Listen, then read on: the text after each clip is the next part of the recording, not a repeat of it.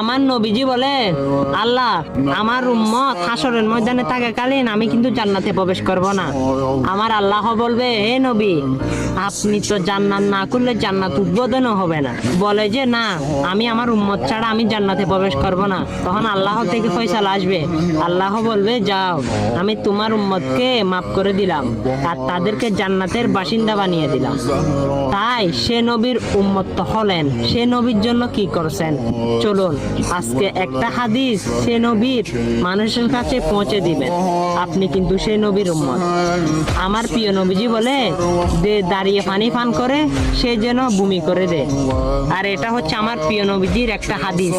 এই হাদিসটা কিন্তু মানুষের কাছে পৌঁছে দিবেন, কারণ সেটা ইমানের দায়িত্ব আর সেটা জান্নাতে নেওয়ার জন্য আপনাকে যথেষ্ট হয়ে যাবে। আমিন।